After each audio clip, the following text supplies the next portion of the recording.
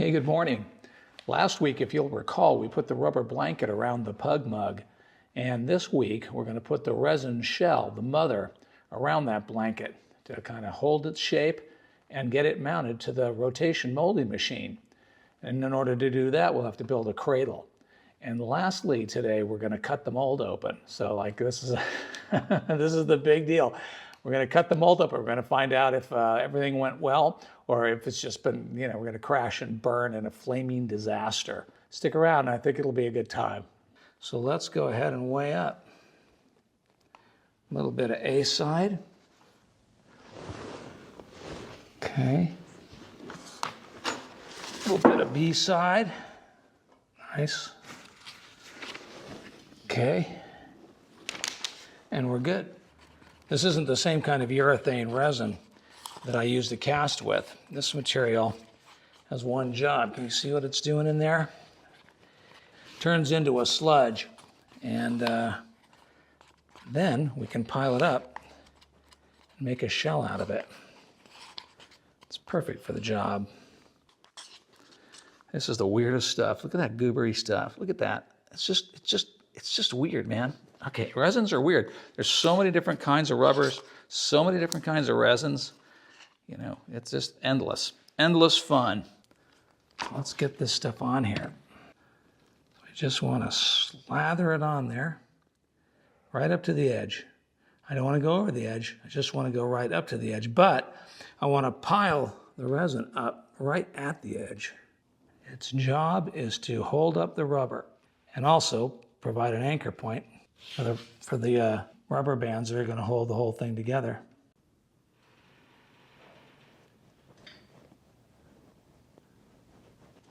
If you'll recall, I made these cleats. Remember these cleats? We cast them up in the first video, and now it's time for them to do their job. I decided to cut holes in the cleats. This way they get a better hold, a mechanical hold, as well as a better bond with the resin of the mother shell. Those are going to provide the holding points for the rubber band. For the rubber bands, not the rubber band. It'll be interesting to see how many of these are going to be required. Let's put this one in. Now look at this fresh resin that I'm putting on, and you think that I mixed it up to a different color, but I didn't. It changes color when it dries, like all these resins do. This particular resin darkens as it dries, as it gels, but each resin is different, and you just got to get to know it. You know what I mean? Okay, let's build up this base.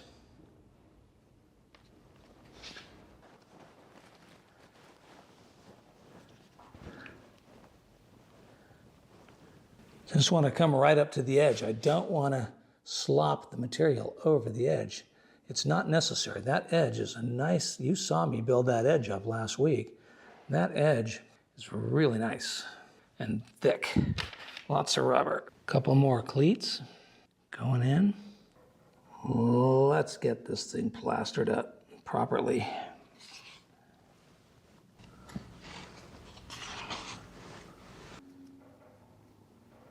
Let's see if we can get some of these cleats into position here.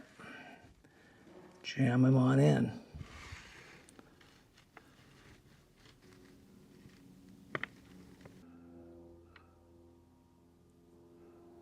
Want to scrape the can well, because we want to get every bit of this. Like all resin and rubber materials, this stuff is expensive. This goober, this trowelon, that's what the manufacturer calls it, trowelon. And it's well named because you trowel it on. Push, push. So what I'm doing, see how I'm doing that? I'm just pushing this stuff towards the edge.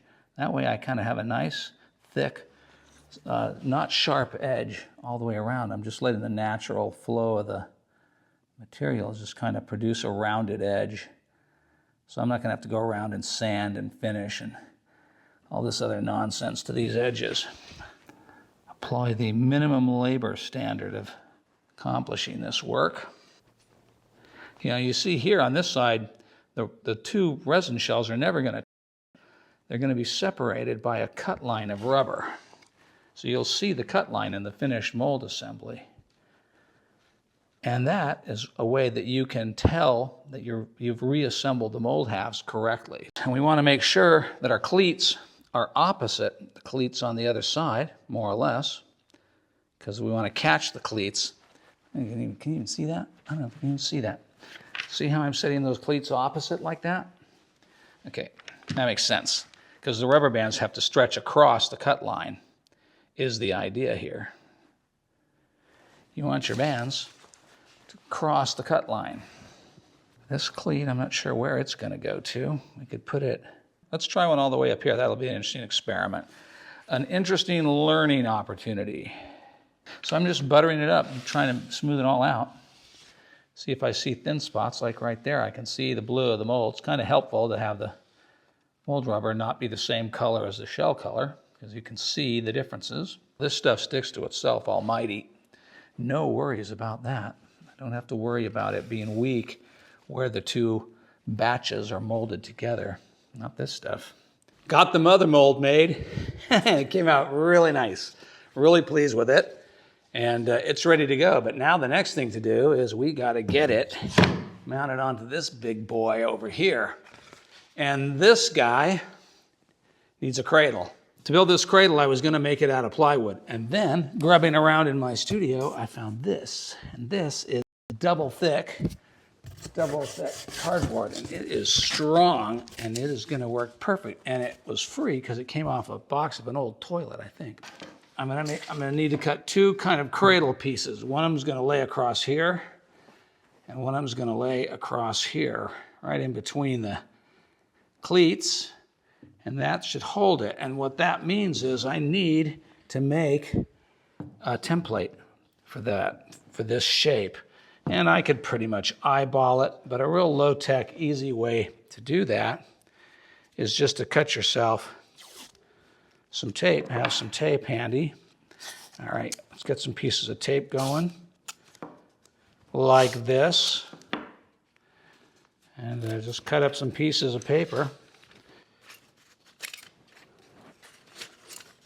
Again, super low cost. There's, you can get tracing machines. You could do this photometrically. Oh my God, you could go wild doing this. Why bother? All you have to do is just lay the paper on there and lay the next one on there and tape it in place. And you just follow along next, like that. Really, all you will need is an approximation of the shape. You do not need an exact copy of the shape.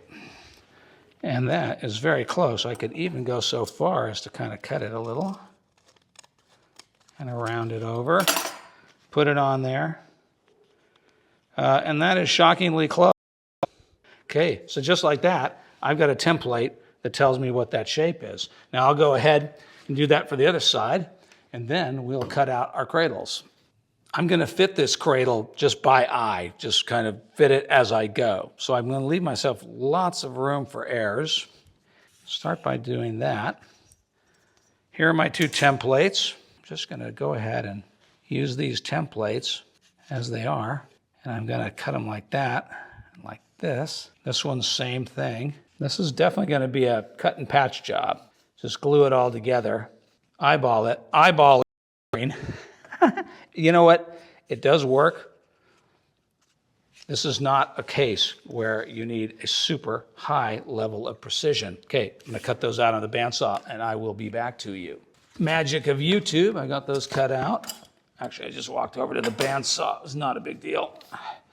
And let's see how this fits. I have no idea if this is even going to fit even a little bit, and which way it fits. Which way does this fit on there? It fits on, ooh, oh, nice. Hey, not a bad first guess there, Bob.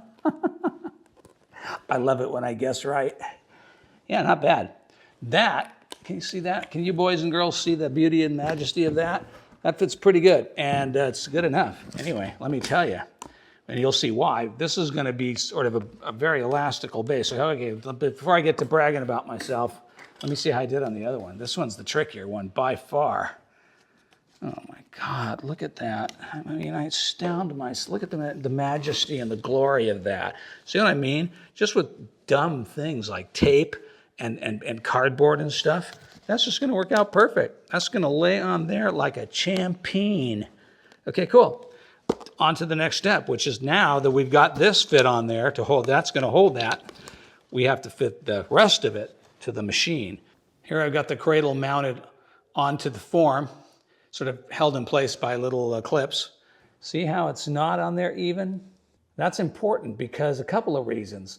I want it to balance more or less so that there's weight on there's weight on the top side and there's weight down here on the bottom side, but also, and critically, I need to make sure that the entrance hole, the filling hole, is not blocked by the frame. Sometimes I've made a mistake where I design a cradle and I can't even, I can't even access the fill hole. So I learned the hard way. You've got to make sure you can access your fill hole. To attach the cradle to the frame, I'm going to do it with cardboard tabs, little cardboard pieces that I cut and bent. Slime on some glue. Also put it on the mating surface on the other side so I have enough. Plenty of glue on this thing, like that. And then it's just a simple matter of putting this thing on. So this is going to glue it right about there.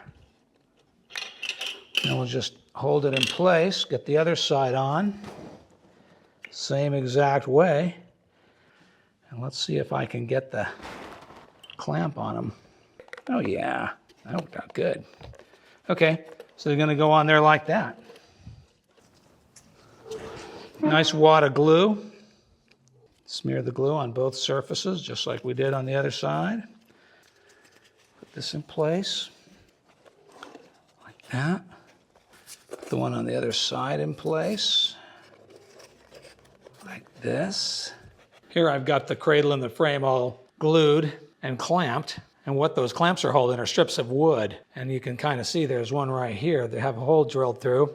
And we're just going to bolt the frame members into the frame. So there's no glue. I haven't glued the cradle pieces at all to the frame. It's going to come right out. It's just going to be held in there with 1/4-20 bolts. And it's going to work like a champ. It's the moment of truth. It's cutting day. We're going to pop this mold apart. We're going to cut it open and inspect it and see what we got. What do you guys think? You think it's any good? You think it's ruined? You never know until you get it open. You just never know. The first step is going to be to pop this thing off. But this is one of the trickier parts of doing rotational molds, especially big molds. They're a little hard to pry off. What you want to do is get air between the rubber blanket and the shell. You may very often have to resort to wedges. Yeah, it wants to pop. There it goes. Oh, that came off perfect. All right, nice, lightweight, rigid.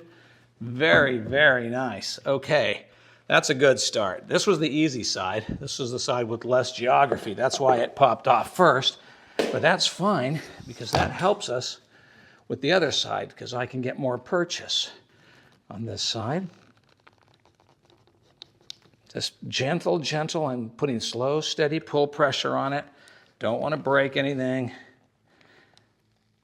And this part looks like it's going to come right off. Boy, that just couldn't have worked out sweeter. So far, so good. Very minimal work on the edges here. Little tiny bit of cleanup. 2 minutes, we'll clean those edges.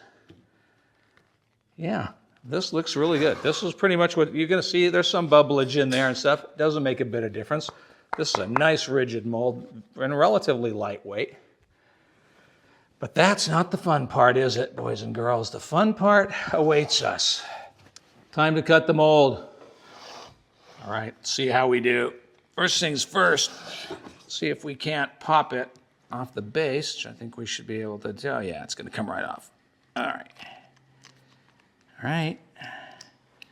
Here's our first look at the sculpture. We haven't seen you in a long time, huh, sculpture? Oh, yeah, it's going to peel just fine. Let's start to cut. What do we do when we cut rubber? We always cut jagged. Pull on it to make a little tension.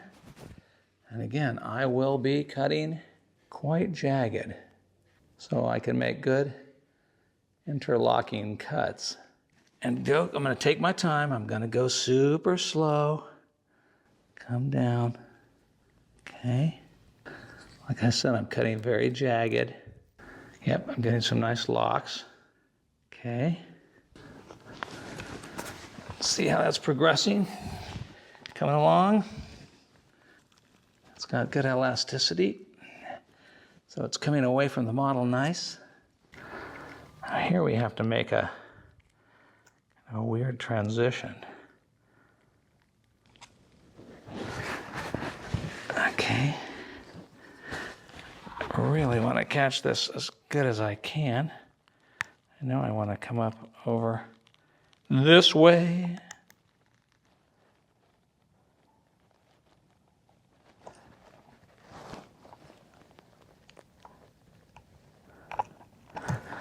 Okay, coming around the end tip of that paw.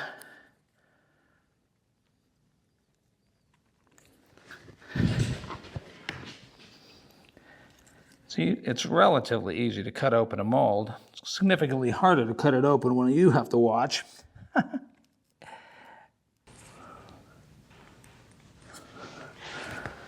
Okay, keep coming. All right. I'm crossing the top of the plug right here. And I'm finding the other side of the top of the plug. All right, let's take a look and see about what we're doing here. So far, so good. Oh yeah, coming out. There's quite a bit of flex in these molds. Boy, that mold's looking good. Just first view, that mold is looking clean. Okay, you will recall that there's a plug in here that we got to get out. So let's pull the plug out, see if I can wiggle it out. This is the plug that makes the cup thing. Let's see if I can wrestle it out of there. With luck, it'll pull out. Oh yeah, here it comes. There's our plug. That came right out. You know, I put some serious amount of ease release on these parts, and I think that's having its proper effect. Now, the mold will tell you, every mold is different, and every mold will tell you how much cutting it needed. I had hoped that I didn't have to cut to release this foot, but I think I'm going to have to. We shall see. The challenge of this mold from day one was that inset cup. All right, now we should be able to extract that cup. And with the luck, the mold will be kept together at the cup. Oh yeah. Doing. My friend, you survived. It's alive. It survived weeks of suffocation. All right, let's take a look at our mold. Boy, it looks pretty good. It looks not bad. All right, it's flippity. This is why you need a mother. This isn't going to work without a mother. Where's our mother at? Give me that mother. Give me that. All right, let's put this in there. See if that reassembles. Oh, look at that thing reassemble. Look at how that mold reassembled. And this is why it's handy to see I designed this so I could see the parting line, because I can see the parting line. See that? See the parting line? Because I can see the parting line, I can see how the mold is going together. And I can know how I preach about cup molds and why they make nice, pretty parting lines? It's because of this exact reason. Look at that parting line. Look at it. Look at that parting line. Look at that parting line. See what I mean? Look at these parting lines, how clean they are. That is exactly what you want. And you can just push and pull a little. You just adjust, get the rubber to just fall together. You're going to have this large object, and you look down in there, you can't even see where the rubber's cut. You literally can't even see it. Success. This worked out great. I'm really pleased about this mold. I think it's a huge success. Worked out just exactly as I hoped it would have done. So next week, we're going to put this thing on the machine over here and make some castings. and that'll be a lot of fun. This was the first of the viewer projects, so I just want to remind you, if you have a project that you think would be interesting for me to help you with here on the channel, be sure to send it in to me. Just leave a comment down below. And thanks for watching. I hope you got something out of it. I hope you liked it. If you did like it, hit that like button, please. It helps the channel. Thanks so much for subscribing, and welcome to all my new subscribers. And I'll see you next week.